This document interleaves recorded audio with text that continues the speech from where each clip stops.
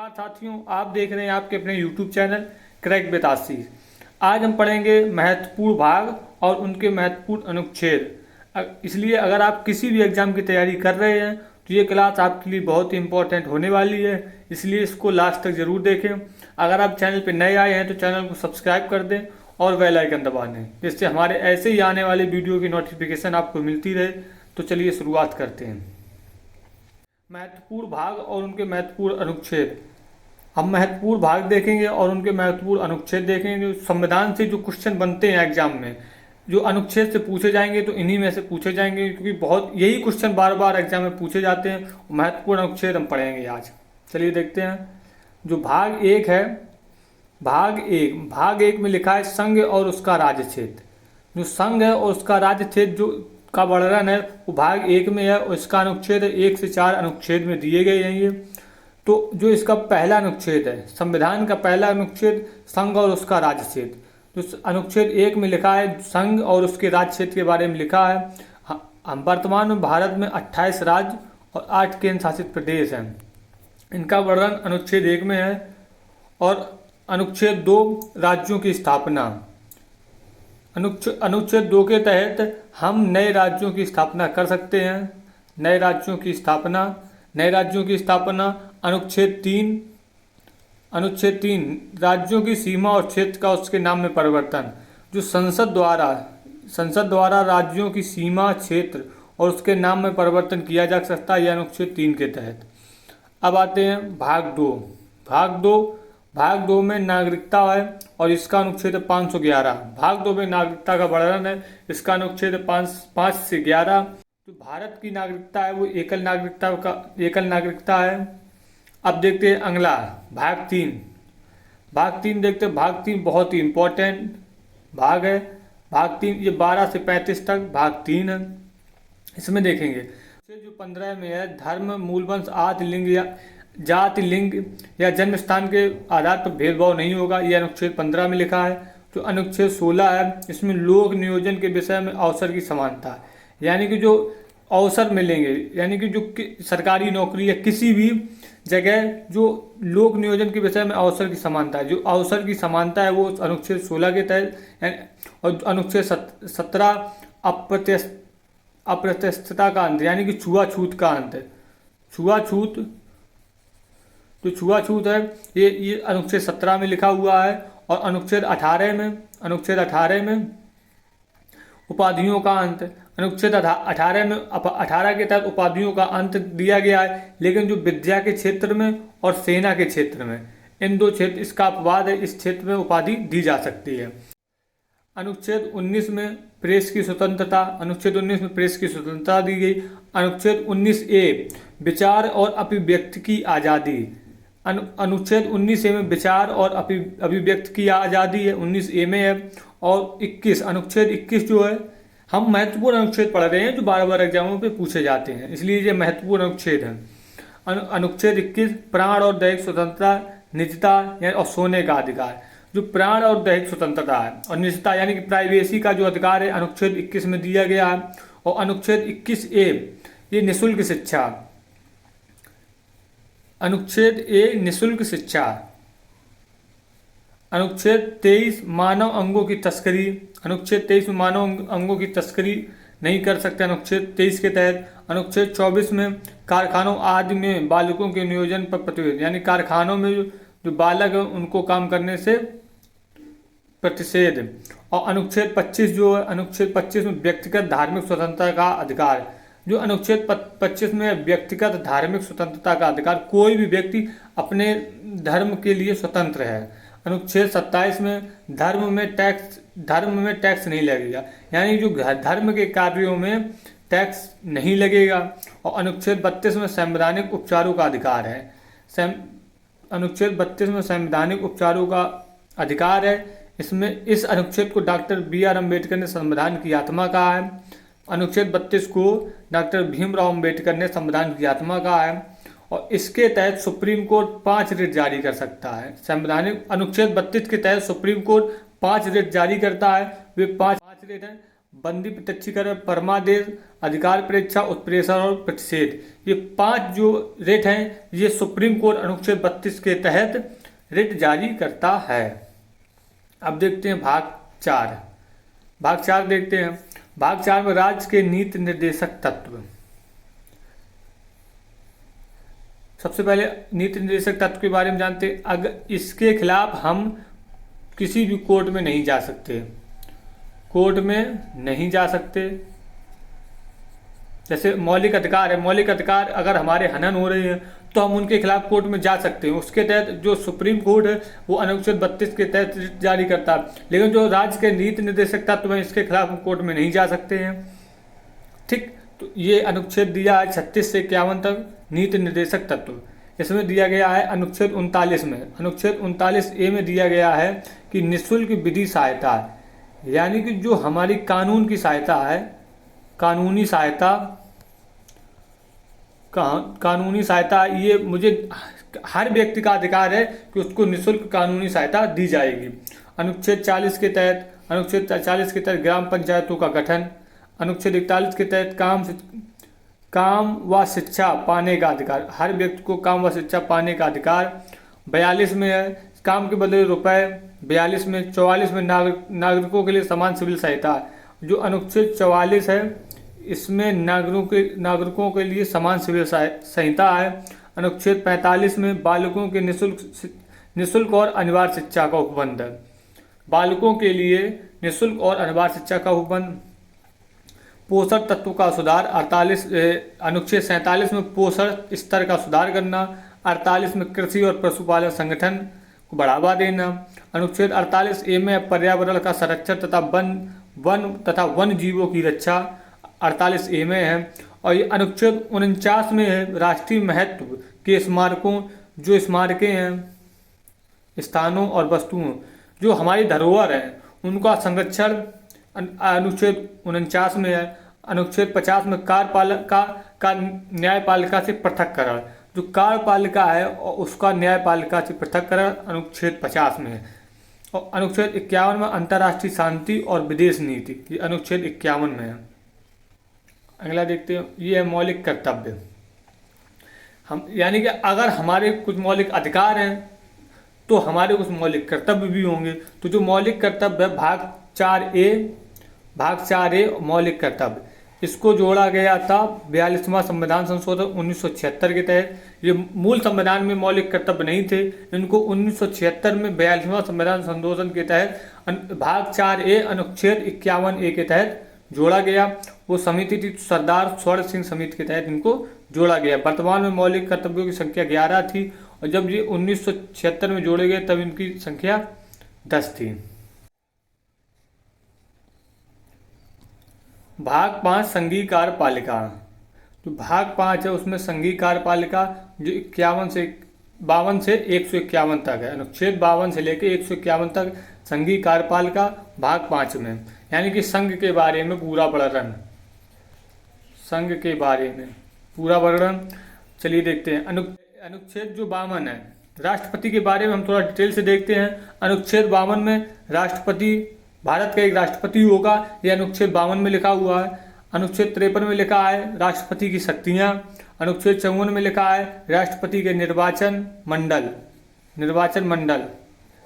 अनुच्छेद 54 में लिखा है, अनुच्छेद 55 में लिखा है राष्ट्रपति के निर्वाचन की रीति, कि राष्ट्रपति किस रीति के तहत होगा। राष्ट्रपति का चुनाव एकल संक्रमण पद्धति के तहत इसका चुनाव होता है और ये अप्रत्यक्ष चुनाव होता है। राष्ट्रपति का चुनाव अप्रत्यक्ष होता है, राष्ट्रपति का चुनाव अप्रत्यक्ष होता है और एकल संक्रमण पद्धति के तहत होता है। ठीक, अनुच्छेद 56 में देखते हैं राष्ट्रपति का कार्यकाल। राष्ट्रपति का कार्यकाल कितना होगा, यह अनुच्छेद 56 में लिखा है, राष्ट्रपति का कार्यकाल 5 वर्ष। अनुच्छेद 57 में लिखा है पुनर्निर्वाचन के लिए पात्रता, यानी कि राष्ट्रपति दोबारा चुनाव लड़ सकता है, यह अनुच्छेद 57 में लिखा है। अनुच्छेद 58 में लिखा है योग्यता, राष्ट्रपति की योग्यता क्या होनी चाहिए। राष्ट्रपति की योग्यता 35 वर्ष होनी चाहिए, कम से कम 35 वर्ष की आयु होनी चाहिए। अनुच्छेद 59 में लिखा है राष्ट्रपति के शर्तें। अगला देखते हैं, अब देखते हैं 60 में में लिखा है शपथ, जो राष्ट्रपति शपथ लेता है अनुच्छेद 60 में लिखा है। और अनुच्छेद 61 के तहत महाभियोग सिर्फ राष्ट्रपति के खिलाफ ही लगाया जा सकता है। महाभियोग सिर्फ राष्ट्रपति के खिलाफ लगाया जा सकता है। अनुच्छेद 63 में भारत का उपराष्ट्रपति, अनुच्छेद 63 में भारत का उपराष्ट्रपति का वर्णन है। अनुच्छेद 64 में उपराष्ट्रपति का राज्यसभा का पदेन सभापति होना। जो अनुच्छेद 64 के तहत जो उपराष्ट्रपति होता है वह राज्यसभा का पदेन सभापति होता है अनुच्छेद 64 के तहत। अनुच्छेद 65 के तहत राष्ट्रपति के पद की रिक्ति के दौरान उपराष्ट्रपति का राष्ट्रपति पद के रूप में कार्य करना। अनुच्छेद 65 के तहत अनुच्छेद 66 के तहत उपराष्ट्रपति का निर्वाचन, जो उपराष्ट्रपति का चुनाव अनुच्छेद 66 के तहत होता है। अनुच्छेद 67 उपराष्ट्रपति का कार्यकाल, जो कार्यकाल है अनुच्छेद 67। और अनुच्छेद 69 में उपराष्ट्रपति की शपथ। और अनुच्छेद 72 में राष्ट्रपति को क्षमादान की शक्ति, जो राष्ट्रपति को जो क्षमादान की शक्ति है वो अनुच्छेद 72 के तहत राष्ट्रपति को क्षमादान की शक्ति। अनुच्छेद 74 राष्ट्रपति के सलाह के लिए मंत्रिपरिषद का गठन होना तथा उसका प्रधानमंत्री होना। जो प्रधानमंत्री अनुच्छेद 74 के तहत, यानी कि जो राष्ट्रपति के सलाह के लिए मंत्रिपरिषद बनेगी और उसका जो प्रधान होगा वो प्रधानमंत्री होगा। ठीक। अनुच्छेद 75 प्रधानमंत्री की नियुक्ति।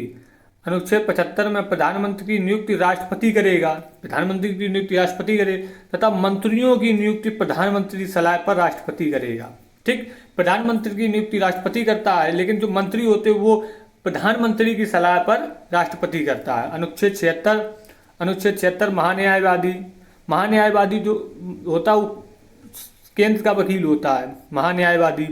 अनुच्छेद 78 में राष्ट्रपति को जानकारी देने के संबंध में प्रधानमंत्री के कर्तव्य, यानी कि अनुच्छेद 78 के तहत प्रधानमंत्री का कर्तव्य है कि राष्ट्रपति को जानकारी दे।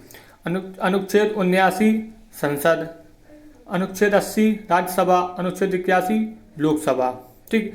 अनुच्छेद 108 के तहत संयुक्त बैठक 108 के तहत संयुक्त बैठक में मतलब लोकसभा प्लस राज्यसभा, और इसका जो हेड होता है वो लोकसभा का स्पीकर होता है, जो इसकी अध्यक्षता करता है वो लोकसभा का स्पीकर करता है। ठीक। 110 धन विधेयक की परिभाषा।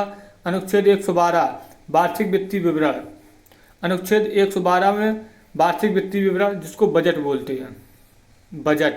बजट शब्द का उल्लेख संविधान में नहीं है, बजट को ही वार्षिक वित्तीय विवरण कहते हैं। अनुच्छेद 112 के तहत हमारे यहाँ बजट आता है। अनुच्छेद 120 संसद में प्रयोग की जाने वाली भाषा, जो संसद में जो हम भाषा का प्रयोग करेंगे वो अनुच्छेद 120 के तहत। अनुच्छेद 123 संसद के विश्राम काल में अध्यादेश लाने को राष्ट्रपति को शक्ति है। अगर संसद नहीं चल रही है और अध्यादेश लाना है तो राष्ट्रपति 123 के तहत अध्यादेश ला सकता है। अनुच्छेद 124 सुप्रीम कोर्ट की स्थापना और गठन। अनुच्छेद 124 के तहत सुप्रीम कोर्ट की स्थापना और उसका गठन किया गया।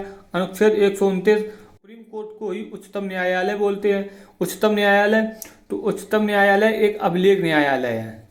अभिलेख न्यायालय का मतलब होता है कि अगर कोई भी एक फैसला सुनाया गया तो वह फैसला लिख लिया जाएगा।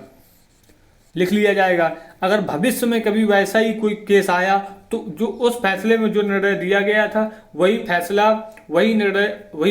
केस में मान्य किया जाए, इसलिए एक उच्चतम न्यायालय अभिलेख न्यायालय है। ठीक। अनुच्छेद 143 उच्चतम न्यायालय से परामर्श करने की राष्ट्रपति को शक्ति। अगर राष्ट्रपति किसी भी विषय पर कोई सलाह लेना चाहता, परामर्श लेना चाहता तो उच्चतम न्यायालय से सलाह ले सकता है अनुच्छेद 143 के तहत। अनुच्छेद 148 भारत का नियंत्रक एवं महालेखा परीक्षक, ये अनुच्छेद 148 में, जिसको हम कैग बोलते हैं, इस समय गिरीश चंद्र मुर्मू वर्तमान में। भाग 6 में राज्यों का वर्णन है। अनुच्छेद 152 से लेकर 237 तक। अनुच्छेद 153 में देखते, अनुच्छेद 153 में राज्यों के लिए राज्यपाल, यानी राज्यों के लिए राज्यपाल होगा, इसका वर्णन 153 में दिया गया। और 161 में क्षमा देने की शक्ति, जो राज्यपाल को है उस क्षमा देने की शक्ति 161 में जो राष्ट्रपति को थी वो 72 के तहत और राज्यपाल को 161 के तहत। अनुच्छेद 162 राज्यपाल की कार्यपालिका शक्ति का विस्तार, जो राज्यपाल की शक्ति है उसको 162 में वर्णन है। 164 में राज्यों के जो मुख्यमंत्री हैं उनका वर्णन 164 में है। अनुच्छेद 165 राज्य का महाधिवक्ता। ये राज्य का वकील होता है। जो केंद्र का वकील होता है उसको महान्यायवादी बोलते हैं और जो राज्य का वकील होता है उसको महाधिवक्ता बोलते हैं। ये 165 वो 100 इसका अनुच्छेद 165 और महान्यायवादी का अनुच्छेद है 76। अब देखते हैं 167 में राज्यपाल को जानकारी देने आदि के संबंध में मुख्यमंत्री के कर्तव्य। जो राज्यपाल को जानकारी देना मुख्यमंत्री का कर्तव्य है, यह अनुच्छेद 167 में दिया गया। 202 में वार्षिक वित्तीय विवरण। जो केंद्र में वार्षिक वित्तीय विवरण जिसका वर्णन है अनुच्छेद 112 में, यही 202 में वार्षिक वित्तीय विवरण राज्य का, जो राज्य में जो बजट आता है उसका विवरण 202 में। अनुच्छेद 213 में राज्यपाल को अध्यादेश लाने की शक्ति। अनुच्छेद 123 में राष्ट्रपति को अध्यादेश लाने की शक्ति राष्ट्रपति को, और अनुच्छेद 213 में राज्यपाल को अध्यादेश लाने की शक्ति। अनुच्छेद 214 राज्यों के लिए उच्च न्यायालय। जो 124 में उच्चतम न्यायालय और 214 में राज्यों के लिए उच्च न्यायालय। जो सुप्रीम कोर्ट है, जो पूरे देश का एक कोर्ट है, उसको उच्चतम न्यायालय बोलते हैं, यानी सुप्रीम कोर्ट। और जो राज्यों का जो कोर्ट होता है उसको उच्च न्यायालय बोलते हैं। उनका वर्णन 214 अनुच्छेद में है। 215 अनुच्छेद उच्च न्यायालय का अभिलेख न्यायालय होना। जो उच्च न्यायालय है ये भी एक अभिलेख न्यायालय है। अभिलेख न्यायालय का मतलब आप अभी बताया ही था। अनुच्छेद 226 उच्च न्यायालय के रिट जारी करने का अधिकार। जो उच्च न्यायालय को 226 के तहत रिट जारी करने का अधिकार। अगर आपके मौलिक अधिकारों का हनन हो रहा है तो उच्च न्यायालय रिट जारी कर सकता है। जो उच्च न्यायालय है वो 6 रिट जारी कर सकता है, और जो उच्चतम न्यायालय यानी सुप्रीम कोर्ट था वो अनुच्छेद 32 के तहत सिर्फ 5 रिट जारी कर सकता है। इसलिए रिट जारी करने में उच्च न्यायालय का अधिकार ज़्यादा है, मतलब उनका प्रसार थोड़ा ज़्यादा है। अनुच्छेद 231 2 या 2 से अधिक राज्यों के लिए एक ही उच्च न्यायालय की स्थापना। आपने देखा होगी कई उच्च न्यायालय दो राज्यों के लिए एक उच्च न्यायालय, या 3 राज्यों के लिए 4 राज्यों के लिए एक उच्च न्यायालय होता। जो उनका वर्णन है वो 231 के तहत होता है। भाग 10 में अनुसूचित और जनजाति क्षेत्र। भाग 10 में अनुसूचित जनजाति क्षेत्र, ठीक। अनुच्छेद 244 इसके लिए इंपॉर्टेंट अनुच्छेद 244 अनुसूचित क्षेत्र और अनुसूचित जनजाति क्षेत्र का प्रशासन। 244 दोस्तों हम ये क्लास महत्वपूर्ण अनुच्छेदों की ले रहे हैं जो हर एक एग्जाम में बार बार पूछे जाते हैं, इसलिए जो जितने भी अनुच्छेद हैं ये इंपॉर्टेंट अनुच्छेद हैं, ठीक है। अब देखते हैं भाग 11 देखते हैं संघ और राज्य क्षेत्र के बीच संबंध, ठीक। अनुच्छेद 246A, अनुच्छेद 246 में जीएसटी। अनुच्छेद 263 अंतरराज्य परिषद का गठन 263 के तहत। भाग 12 वृत्ति संपत्ति संपदा और बाद, ठीक। अनुच्छेद 266 में संचित निधि। अनुच्छेद 267 अकस्मात निधि। अनुच्छेद 279A के तहत जीएसटी परिषद। अनुच्छेद 280 वित्त आयोग। अनुच्छेद 280 वित्त आयोग। अनुच्छेद 300A, अनुच्छेद जो 300A है उसका 44वां संविधान संशोधन जो हुआ था, 44वां संविधान संशोधन जो संपत्ति का अधिकार मौलिक अधिकार से हटा करके एक विधिक अधिकार, कानूनी अधिकार विधिक अधिकार बना दिया गया। अनुच्छेद 300A के तहत 44वां संविधान संशोधन 1978। अगला देखते हैं भाग 14 संघ और राज्यों के अधीन सेवाएं। अनुच्छेद 315 इससे इंपॉर्टेंट है। संघ और राज्यों के लोक सेवा आयोग यानी यूपीएससी और राज्यों के जो लोक सेवा हैं उनका आयोग 315 में दिया गया है। भाग 15 अनुच्छेद 324 में निर्वाचन आयोग। अनुच्छेद 324 में निर्वाचन आयोग, ठीक। कुछ वर्गों भाग 16 कुछ वर्गों के संबंध में विशेष उपबंध, जैसे कि अनुच्छेद 338 अनुसूचित जाति यानी एससी के लिए, और अनुच्छेद 338 ए अनुसूचित जनजाति एसटी के लिए। जो संविधान संशोधन 89वां संविधान संशोधन हुआ था 2003 में, ये नया अनुच्छेद बनाया गया था। पहले दोनों एक साथ थे, एक साथ थे। अब उसके एसटी के लिए दूसरा अलग से एक अनुच्छेद बनाया गया जो 338 ए अनुसूचित जाति के लिए 89वां संविधान संशोधन 2003। अनुच्छेद 338 भी ये हाल ही में पिछड़ा वर्ग आयोग के लिए 102वां संविधान संशोधन 2018 को हुआ था। 2018 को 102वां संविधान संशोधन 2018 को ओबीसी के लिए, पिछड़ा वर्ग के लिए आयोग। यह अनुच्छेद याद रखेंगे, इंपॉर्टेंट है। भाग 17 राजभाषा, अनुच्छेद 343 के तहत संघ की राजभाषा। संघ की राजभाषा का वर्णन अनुच्छेद 343 में दिया गया है। भाग 18 आपात उपबंध, जो भाग 18 आपात उपबंध है, इसमें इंपॉर्टेंट अनुच्छेद 352 में राष्ट्रीय आपात, अनुच्छेद 356 में राष्ट्रपति शासन। राष्ट्रीय आपात अभी तक 3 बार लग चुका है। और अनुच्छेद 360 वित्तीय आपात अभी तक भारत में एक बार भी नहीं लगा है। ये हम तीनों याद रखेंगे। अनुच्छेद 352 राष्ट्रीय आपात, अनुच्छेद 356 राष्ट्रपति शासन, अनुच्छेद 360 वित्तीय आपात। संविधान संशोधन, भाग 20 संविधान संशोधन, जो दक्षिण अफ्रीका से लिया गया था संविधान संशोधन। जो अनुच्छेद 368 के तहत संविधान में संशोधन करने की संसद को शक्ति, जो संविधान में संशोधन कर सकता है वो संसद संशोधन कर सकता है। भाग 21 अस्थायी संक्रमणकालीन और विशेष उपबंध। अस्थायी संक्रमणकालीन और विशेष उपबंध, जैसे कि 370 जम्मू कश्मीर के लिए था, अभी भी है। इसके कुछ भाग हैं वो हटाए गए हैं, लेकिन पूरा 370 नहीं खत्म किया गया है। और 371 जो था नागालैंड के लिए। दोस्तों, अगर आपको क्लास ये अच्छी लगी है, आपके लिए इंपॉर्टेंट है, इस क्लास को लाइक कर दें और अपने दोस्तों के साथ शेयर कर दें। अगर आपने अभी तक चैनल को सब्सक्राइब नहीं किया तो सब्सक्राइब कर दें और बेल आइकन दबा दें। चलिए मिलते हैं अगली क्लास में। जय हिंद।